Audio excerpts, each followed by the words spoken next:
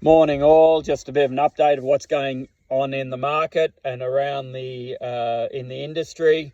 Certainly seeing numbers of cattle processed slow down. Talk that Dinmore may drop a full shift, which would be 1,500 head a day not being slaughtered. Binderee killing 2 days themselves. 2 days for Kilcoy, who are utilising the Binderee China license, and killing 1 day for Coles. So certainly a shift in the processing front there. On the feeder steers, we're certainly seeing some very strong prices. That $4.50 is still around for some of the Angus feeder steers. The crossbred feeder steers, $3.90 to $4. Feeder heifers are certainly in strong demand as well. On the restocker front, it is certainly hard to find what appears to be good value restockers. They are there, but it takes a lot of searching. Certainly a very limited supply of good Angus, both steers and heifers, with the heifers nearly making the same money as steers currently as restockers try and buy heifers and join them.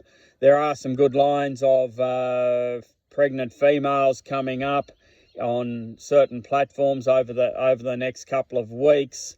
The calving, to find females calving in our spring is certainly not easy.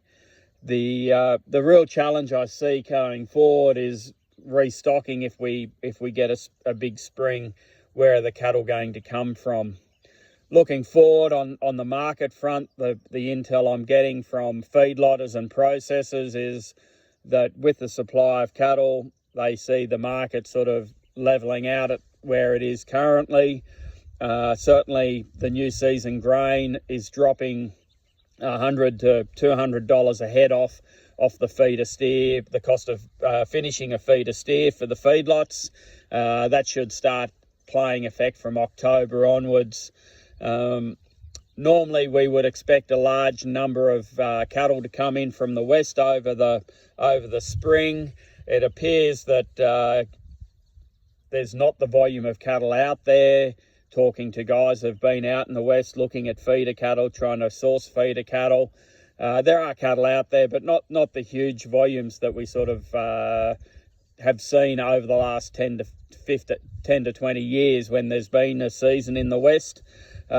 Certainly the southern cattle coming onto the market through till the end of November will play an effect on volume, and whether that softens the price or not, it is unknown. But certainly things look positive going forward into the new year for the cattle market. I think it's not easy times to restock, but one thing, if you don't have any cattle, you're guaranteed of not making anything. Agistment is hard to find unless you can find a breeder that owns the cattle and is willing to take a punt on the market getting even better. Certainly going and buying cattle and putting them on agistment to try and make a margin at current prices is difficult. Anyway, if you're seeing this, you're either seeing it through the market report, or you can also see it, and I encourage you to get onto the Ebor Beef Facebook page. Thank you.